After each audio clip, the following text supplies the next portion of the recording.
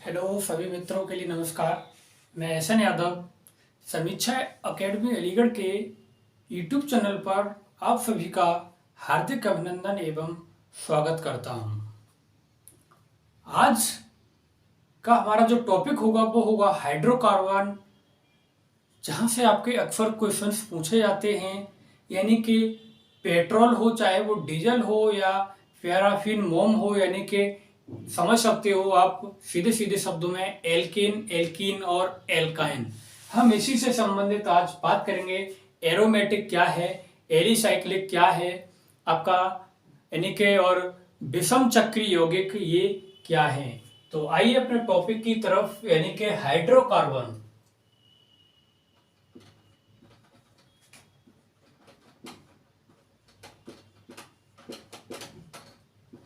यानी कि हाइड्रोकार्बन ये वास्तव में है क्या। तो हाइड्रोकार्बन जो है वो हाइड्रोजन प्लस यानी कार्बन से मिलकर एक बना यौगिक है। यहाँ पर हाइड्रो यानी कि हाइड्रोजन और कार्बन, ये तो आप कह सकते हो कि हाइड्रोकार्बन है क्या। तो कह सकते हो आप, यानी कि हाइड्रोजन एवं कार्बन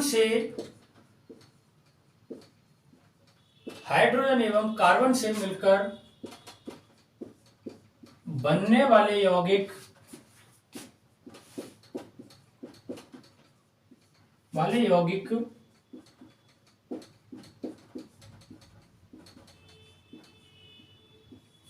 हाइड्रोकार्बन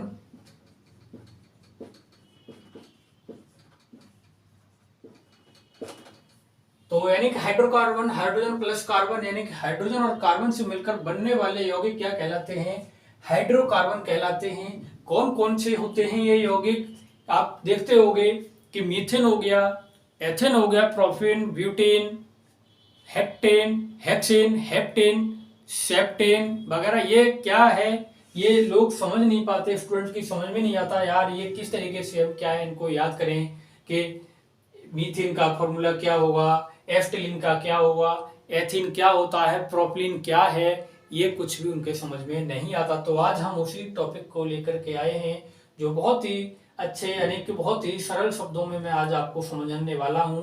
और इस चीज की गारंटी देता हूं, वादा करता हूं कि यदि आप मेरे साथ जुड़े रहे अंतिम क्लास तक, लास्ट क्लास तक, तो ये टॉपिक आप कभी भूलने वाले नहीं हैं और मुझे इसके लिए आप याद करोगे। तो देखिए, आइए सबसे पहले इसके पार्ट के बारे में बात कर लेते हैं, टाइप के बारे में, उसके बाद फिर हम आगे बढ़ते हैं। पहले थोड़ा सा बेस बना लें। और आप जो है एल्केन, एल्कीन, एल्काइन के फॉर्मूले याद करते रहते हो, लेकिन फॉर्मूले का मतलब नहीं समझ पाते कि इस फॉर्मूले का मतलब है क्या। तो वो भी आपको फॉर्मूला भी याद करने की जरूरत नहीं है, चुटकियों में आप क्या है बताने वाले हैं इस चीज के लिए। देखिए कैसे। तो हाइड्रोकार्बन यानी कि ये दो प्रकार के होते हैं, टू टाइप्स हैं। नंबर एक इसका होगा आपका, सरल शब्दों में ही बात कर रहे हो केवल। तो सबसे पहले इसका यानी कि संतृप्त हाइड्रोकार्बन।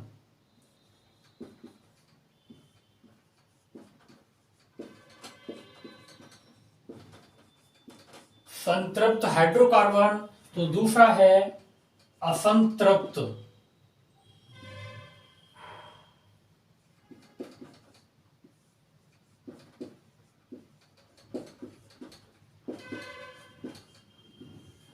यानी कि सैचुरेटेड हाइड्रोकार्बन और अनसैचुरेटेड हाइड्रोकार्बन। सैचुरेटेड हाइड्रोकार्बन का मतलब है यानी कि ये बिल्कुल सैचुरेटेड है, यानी कि संतृप्त हो चुका है, जबकि ये असंतृप्त है। इसे अभी और चीजों की जरूरत है। यानी कि आप सीधे शब्दों में देसी भाषा में समझ सकते हो। संतृप्त का मतलब यानी कि आपके पास पानी है और थोड़े और आपके पास चीनी है। आपने 1 चम्मच या मान लीजिए 10 ग्राम चीनी जो है 1 लीटर पानी में डाल दी, वो घुल गई। कुछ देर बाद फिर आपने कहा यार ये घुल गई और डाल देता हूं, और डालते गए वो चीनी क्या है उस पानी में घुलती गई। अब एक समय ऐसा आएगा, एक सीमा ऐसी आएगी कि आप उसमें पानी में चीनी डालोगे, अब वो चीनी नहीं घुलेगी उसमें, यानी कि वो क्या हो गया, वो विलयन, यानी कि वो सेचुरेटेड यानी कि संतृप्त हो चुका है, अब उसमें और चीनी नहीं घुल सकती। जबकि असंतृप्त का मतलब आपने 1 लीटर पानी में 2 ग्राम चीनी डाली या 10 ग्राम चीनी डाल दी, वो घुल गई, उसके पश्चात आपने और डाली, वो भी घुल गई, यानी कि अभी उसके अंदर क्षमता है अपने अंदर और भी चीजों को समाहित करने की, तो वो हुआ असंतृप्त।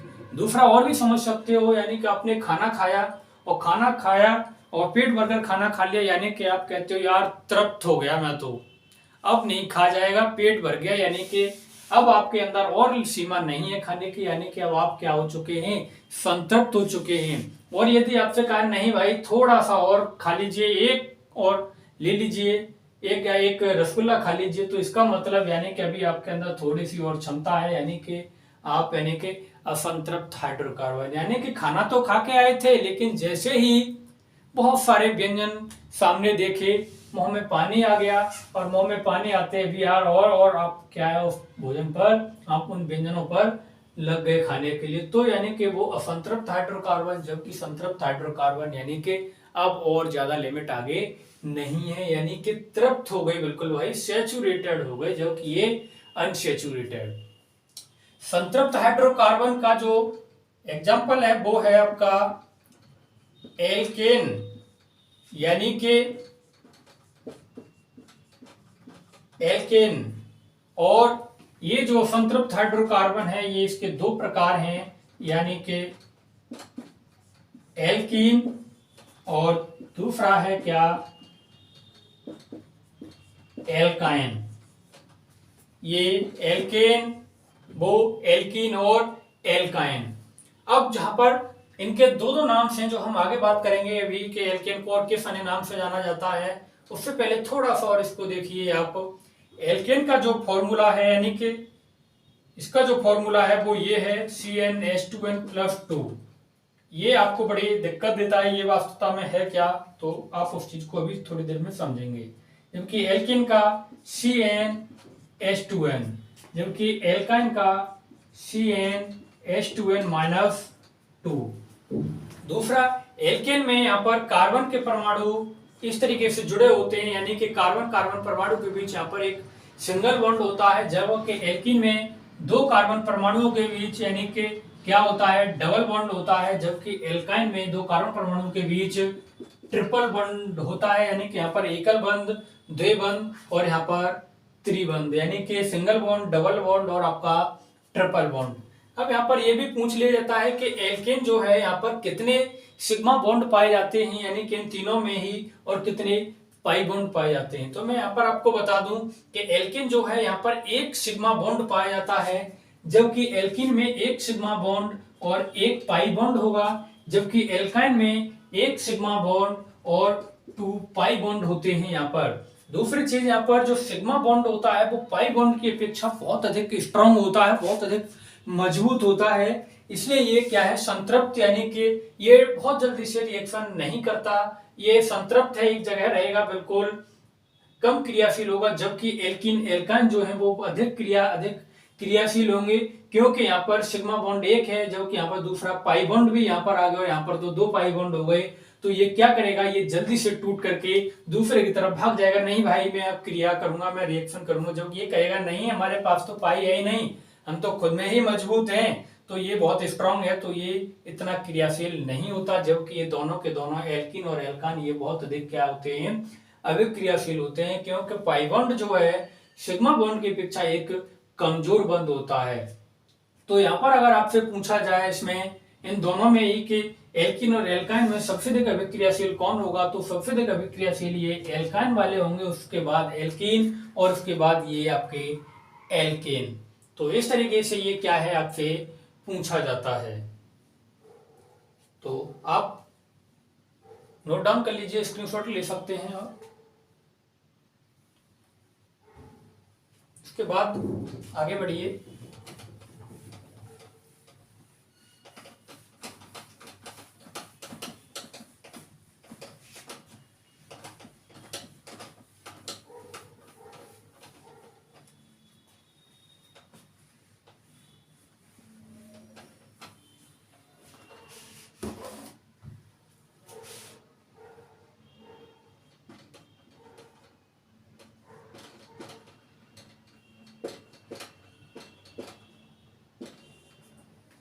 तो 3 3.5 लाइन खींच लीजिए, एक तरफ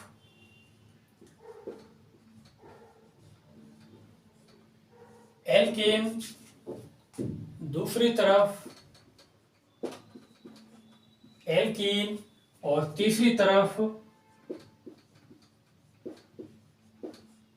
एल्काइन।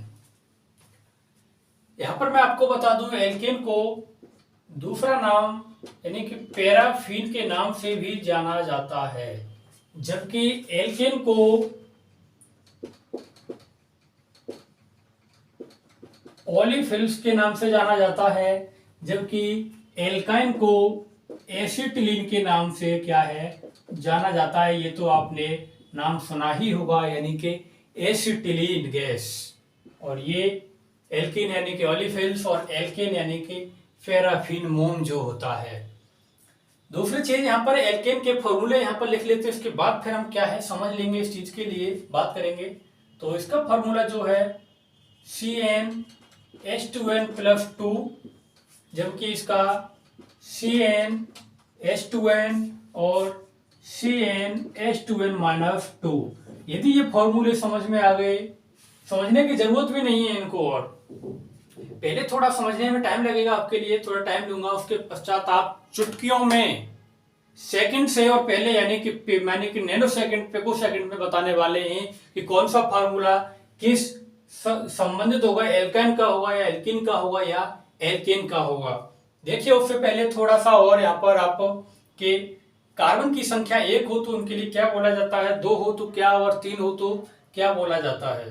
तो कार्बन की संख्या यदि 1 है तो उसके लिए मेथ के नाम से जाना जाता है, जबकि कार्बन की संख्या 2 हो तो उसे एथ कहा जाता है, जबकि 3 हो तो प्रोप बोला जाता है, और 4 हो तो ब्यूट, 5 हो तो इसे पेंट कहा जाता है, और कार्बन की संख्या 6 हो तो इसे हेक्सा बोला जाता है, और संख्या 7 हो तो हेप्टा कहा जाता है, और 8 हो तो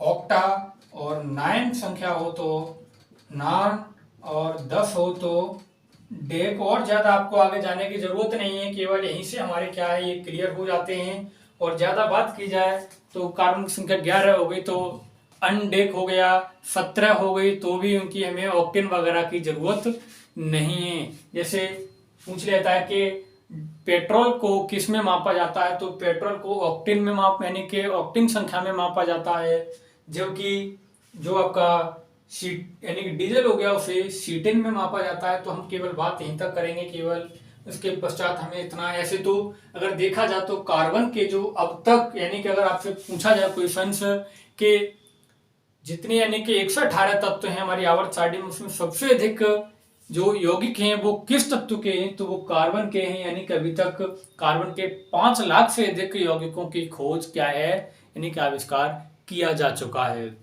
उससे सारे के सारे एलिमेंट्स फिर क्या है नीचे ही है, तो कितना याद करने की जरूरत नहीं तो आप केवल ये रखिए यार। तो कार्बन की संख्या 1 हो तो मैथ, 2 हो तो एथ, 3 तो प्रोप, 4 हो तो ब्यूट, और 5 पेंट, 6 हेक्स, 7 हेप्ट, 8 ऑक्टा, और 9 नॉन, और 10 का डेक हो गया या डीक बोल सकते हो आप।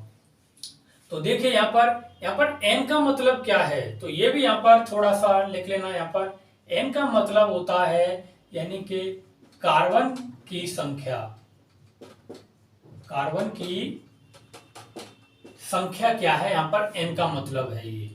तो मान लीजिए हम यहाँ पर कार्बन की संख्या 1 रखते हैं, 1 मानते हैं कार्बन के लिए, तो हमने मान लीजिए फॉर्मूले में ये 1 रख दिया, ठीक है भाई।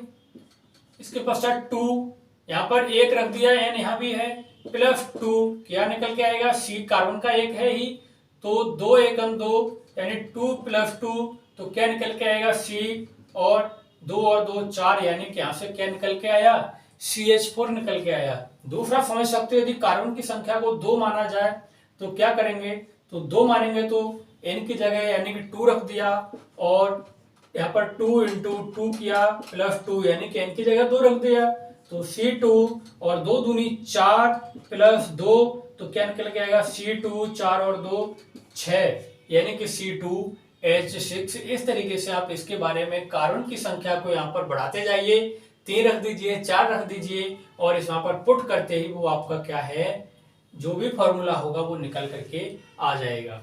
अगर यहाँ की बात की जाए तो ये एक केवल अपवाद है। यहाँ पर हमें अब इन दोनों में ही यहाँ पर कार्बन की संख्या 1 नहीं लेनी, बल्कि यहाँ पर हमें कार्बन की संख्या जो है वो 2 लेनी है। यानी कि फिर क्यों, अगर 1 हम लेंगे तो यहाँ से तो ये निकल के आएगा इंटू 1, यानी कि CH2 कोई भी यानी कि यौगिक नहीं होता। ये तो एक क्या है, एक क्रियात्मक समूह है, यानी कि फंक्शनल ग्रुप है। तो इसकी ये कोई भी नहीं है, तो हम यहाँ पर क्या है, दोनों में ही एक नहीं लेते।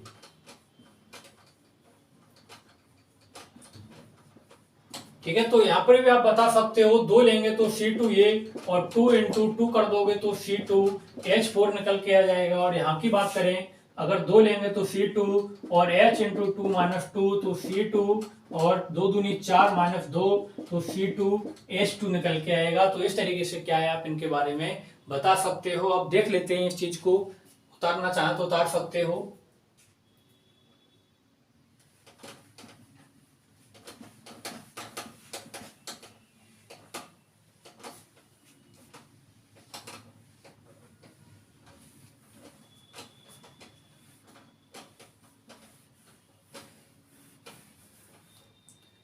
देखिएगा, कार्बन की संख्या को 1 लिया तो हमने ये, और क्या निकल के आया 2, 1 2 प्लस 2 क्या हो गए CH4। 2 लेंगे तो C2 और H2 इंटू 2, 2 दूनी 4 और 2 क्या हो गए 6 हो गए, यानी C2H6। अगला क्या होगा C3, यानी कि 3 लिया तो यहाँ पर 2 इंटू 3 यानी कि 3 दूनी 6 और 2 8 हुए, जो कि आगे C4। अब H की जगह क्या आएगा, तो 4 तो ये हो गया, तो 4 दूनी 8 यानी 2 चौक 8 प्लस 2 यानी कि 10 हो गए। तो और आगे फिर आपका C5H12, C6H14, C7H18, C8H18 और C9H20 और C10H22। तो इस तरीके से आप इसके बारे में बता सकते हो। भी आपके क्लियर नहीं हुआ होगा, अभी मैं आपके लिए और क्लियर कराता हूं। यानी कि ये फॉर्मूले आपको यहाँ पर रखने की जरूरत भी नहीं है, केवल ये याद रखना। अगर पूछा जाता है क्या फॉर्मूला होता है एल्केन का, तो आप सीधे शब्दों में इसको देखिए कि यदि कार्बन की संख्या, अगर एल्केन की बात की जा रही है, पैराफिन, मोम की बात की जा रही है, एल्केन से संबंधित फॉर्मूला आपसे पूछा जा रहा है, तो कुछ नहीं करना आपके लिए, सिर्फ कार्बन की संख्या को याद रख करके, और हाइड्रोजन में क्या करना है, आपको सीधा गुणा करके, दोगुना करके उसमें 2 को जोड़ देना है। ये आपका एल्केन के फॉर्मूले सारे के सारे निकल के चले आएंगे। मतलब क्या करना है आपके लिए कि यहाँ पर जैसे 1 दूनी 2 और 2 में 2 जोड़ दीजिए, यानी 4 हो गए, जो कि यहाँ पर कार्बन की संख्या 2 है। तो सीधा कुछ नहीं करना, आपका हाइड्रोजन की संख्या में दोगुना कर दीजिए और उसमें 2 और ऐड कर दीजिए, ये आपका निकल के आ जाएगा। जैसे 2 दूनी 4 और 2 6, 3 दूनी 6 और 2 8, 4 दूनी 8 और 2 10, 5 दूनी 10, 2 12, 6 दूनी 12, 2 14, 7 दूनी 14, 2 16, 8 दूनी 16, 2 18, 9 दूनी 18, 2 20, 10 दूनी 20 और 2 22। यानी कार्बन की संख्या को आपको दोगुना करना है, और दोगुने में क्या जोड़ देना है, 2 और प्लस कर देने हैं, और हाइड्रोजन के पास रख देने हैं, वो आपके एल्केन के निकल के आ जाएंगे। क्या किया यहाँ पर, यानी कि 2 को क्या किया हमने, दोगुना किया, यानी कि 2 दूनी 4, 4 में 2 जोड़ा क्या हुआ 6, 3 में हमने क्या किया, यानी दोगुना किया तो कितने हो गए, यानी कि 3 दूनी 6, 6 में 2 जोड़ा 8 हो गए। तो इस तरीके से आप इनके बारे में क्या है बता सकते हो। आगे CnH2n, यहाँ पर क्या करना है, यहाँ पर आपको सीधे सीधे कुछ भी नहीं जोड़ना, यानी न तो जोड़ना है और न आपको कुछ भी घटाना है, सिर्फ क्या कर देना है, दोगुना कर देना है। यानी कि 2 लिया तो C2 तो H4, यानी कि 2 दूनी 4, 3 लिया तो 3 दूनी 6 C3H6, 4 लिया तो 8 C5H10, C6H12, C7H14, C8H16, C9H18, C10H20। यानी कुछ भी नहीं करना आपको, सिर्फ और सिर्फ कार्बन की संख्या को हाइड्रोजन के लिए दोगुना कर देना है। वही आपका क्या होगा, एल्कीन का फॉर्मूला होगा, यानी कि ओलिफिन्स का फॉर्मूला होगा। यानी कि 2 दूनी 4, 3 दूनी 6, 4 दूनी 8, 5 दूनी 10, 6 दूनी 12, 7 दूनी 14, 8 दूनी 16, 9 दूनी 18 और 10 दूनी 20। इस तरीके से आप एल्कीन के बारे में भी क्या है बता सकते हो। क्योंकि बात की जाए एल्काइन की, तो एल्काइन का दूसरा नाम यानी कि एसिटिलीन, तो यहाँ भी आप कर सकते हो क्लियर। तो C2, और यहाँ पर करना क्या है आपके लिए, कार्बन की संख्या को हाइड्रोजन के लिए दोगुना करने के पश्चात उसमें से सिर्फ 2 को माइनस कर देना है। तो यानी कि यहाँ पर 2 लिए हमने, और जैसे यहाँ पर हाइड्रोजन के लिए कार्बन संख्या को दोगुना किया, यानी 2 दूनी 4, 4 में से 2 घटा दो, 2 निकल के आ गया। आगे C3, 3 दूनी 6, 6 में से 2 घटाइए, 4 निकल के आ गया। कार्बन संख्या 4, 4 के लिए यानी कि कार्बन संख्या 4 हाइड्रोजन के लिए क्या करेंगे, 4 दूनी 8, 8 में से 2 घटाइए, कितना बचा, 6। C5 क्या निकल के आएगा, 5 दूनी 10, 10 में से 2 घटाइए, 8। 6 के लिए 6 दूनी 12, 12 में से 2 गई, 10। 7 तो 7 दूनी 14, 14 में से 2 गया, 12। C8 यहाँ पर 8 दूनी 16, 16 में से 2 गया, 14। और C9 9 दूनी 18, 18 में 2 गया, 16। और C10 और 10 दूनी 20, 20 में से 2 गया, 18। तो इस तरीके से आप इनके बारे में क्या है बता सकते हो। यहाँ पर आपको कार्बन की संख्या को दोगुना करके हाइड्रोजन के लिए दोगुना यानी 2 और जोड़ने थे, यहाँ पर सिर्फ और सिर्फ दोगुना करना था, और यहाँ पर दोगुना करने के पश्चात केवल 2 घटा देने हैं, वो आपके एल्काइन के होंगे। तो मुझे लगता है कि ये आपके बिल्कुल बहुत अच्छे तरीके से समझ में आ गया होगा, और 1-2 बार प्रैक्टिस कर लीजिएगा तो आपके ये बिल्कुल भी क्लियर हो जाएगा। यदि वो क्वेश्चंस को आपको इस तरीके से दे देता है, इनमें से कोई एक ऑप्शन दे दे आपको, मान लीजिए यही आपको ऑप्शन दे दिया यानी C7H12H14, ये किस से संबंधित है, किस हाइड्रोकार्बन का ये यौगिक है, तो आपको करना क्या है, सीधे कुछ भी नहीं जाना, सीधे सीधे ये देखना है कि कार्बन की संख्या को केवल और केवल दोगुना कहाँ किया जा रहा था, तो भाई वो एल्किन में किया जा रहा था, यानी 7 दूनी 14, सीधे सीधे डायरेक्ट तो आप कह सकते हो कि ये तो एल्किन परिवार का सदस्य है। और यदि बात की जाए यानी C8H14 की, तो यहाँ भी आप बता सकते हो कि भाई यहाँ पर ये किसका है, तो ज्यादा सोचने की जरूरत नहीं है, सीधे बता दोगे सेकंडों में कि 8 दूनी 16, 16 में से 2 माइनस हो रहा है, इसका मतलब 14, यानी कि ये एल्काइन परिवार का यानी कि यौगिक है। और यहाँ पर क्या करना है आपको, सीधे दोगुना करने के पश्चात 2 और ऐड कर देने हैं, वो आपके एल्किन परिवार के क्या हो जाएंगे, यौगिक हो जाएंगे। दूसरा यहाँ पर मैथ, ये क्या हो गई, ये तो उपसर्ग हो गए, उसमें जोड़ने के लिए प्रीफिक्स।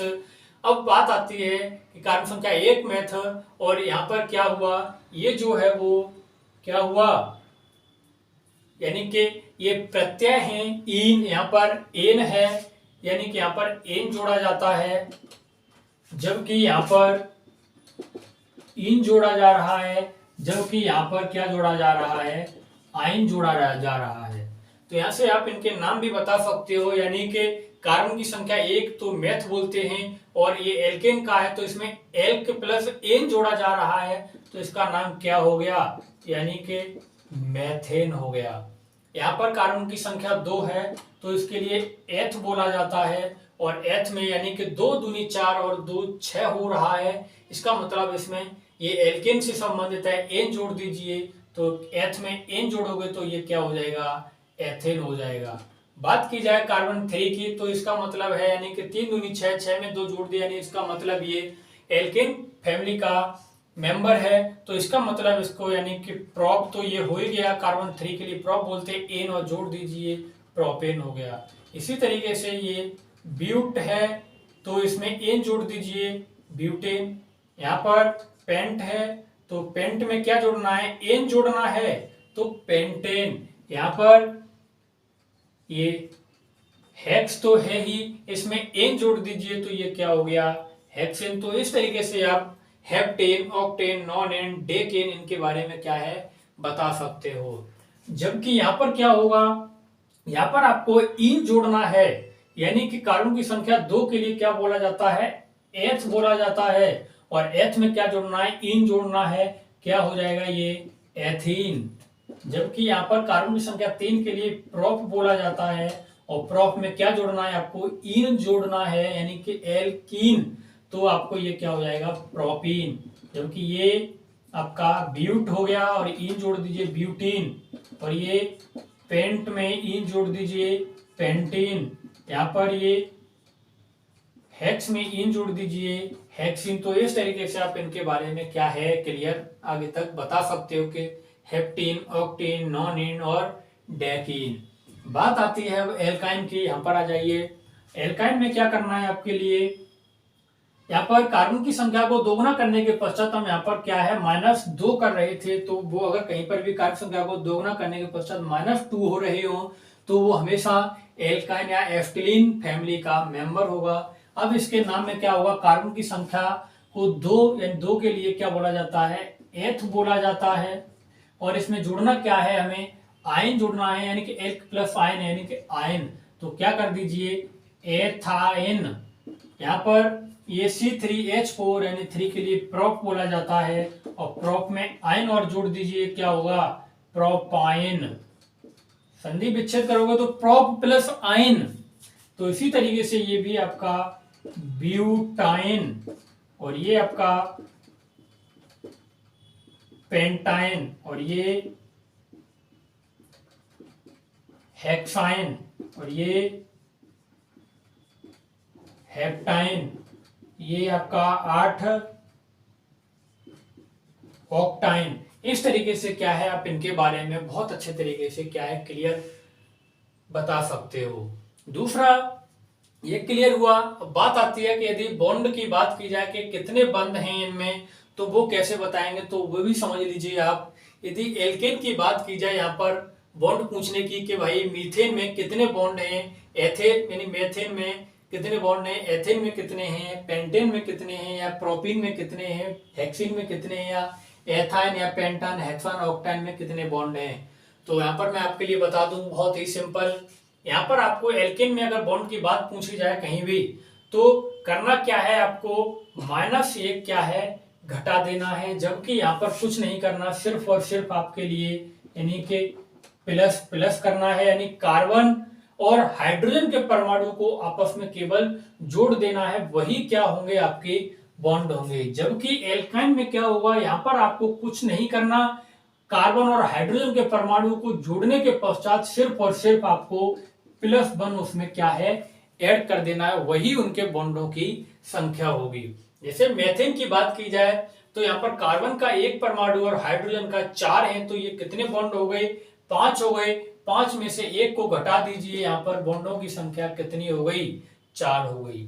दूसरा पूछा जाए कि एथेन में कितने बंध हैं या बॉन्डों की संख्या कितनी है, तो कार्बन और हाइड्रोजन को जोड़ दीजिए, यानी 6 और 2 8। तो 6 और 2 8, 8 में से 1 घटाइए, कितने बॉन्ड हो गए, 7। 8 और 3 11, 11 में से 1 घटाया, बॉन्ड की संख्या 10। 10 और 4 14, 14 में से घटाया 13। 12 और 5 17, 17 में से घटाया, यानी कि यहाँ पर 16 बॉन्ड की संख्या है। तो इस तरीके से आप इसमें बॉन्ड के बारे में भी क्या है बता सकते हैं, जो कभी कभी क्या है पूछ लिए जाते हैं। बात की जाए एल्कीन में यानी कि एथीन में बॉन्डों की संख्या कितनी है, तो यहाँ पर सिर्फ और सिर्फ आपको हाइड्रोजन और कार्बन के परमाणु को जोड़ देना है, यहाँ पर न तो कुछ ऐड करना है न कुछ माइनस करना है, वही आपके बॉन्डों की संख्या होगी। यानी कि कार्बन के 2 हाइड्रोजन के 4 कितने बॉन्ड हो गए, यानी कि संख्या 6, तो बॉन्ड भी कितने होंगे, यहाँ पर 6 ही होंगे। प्रोपीन की बात की जाए तो यहाँ पर 3 और 6 9। यहाँ पर ब्यूटीन की बात की जाए तो 4 और 8 12। यहाँ पर बात की जाए तो 10 5 15। यहाँ पर बात की जाए तो 12 6 18। तो इस तरीके से आप एल्कीन परिवार में भी बॉन्डों की संख्या को क्या है बता सकते हैं। अगला एल्काइन या एस्टिलीन के परिवार में भी किस तरीके से बॉन्ड जोड़े जाएंगे, तो आपको यहाँ भी वही सेम करना है। कार्बन और हाइड्रोजन के परमाणु को आपस में जोड़ने के पश्चात उसमें 1 प्लस कर देना है, सिर्फ वही आपके बॉन्डों की संख्या होगी। बात की जाए कि एथाइन में बॉन्डों की संख्या क्या होगी, तो कुछ नहीं करना, 2 और 2 4, 4 में 1 जोड़ दीजिए, बॉन्ड कितने हो गए, 5। यहाँ पर बात की जाए प्रोपाइन में तो 4 और 3 7, 7 में 1 जोड़ दिया, बॉन्डों की संख्या 8। ब्यूटाइन की बात की जाए तो 6 और 4 10, 10 में 1 और जोड़ दीजिए, कितने हो गए, 11। पेंटाइन की बात की जाए तो 5 और 8 13, 13 में से 1 और जोड़ दीजिए, कितने हो गए, बॉन्डों की संख्या 14। हेक्साइन की बात की जाए तो 10 6 और 10 16, 16 में 1 और जोड़ दीजिए, बॉन्डों की संख्या कितनी हो गई, यहाँ पर 17 हो गई।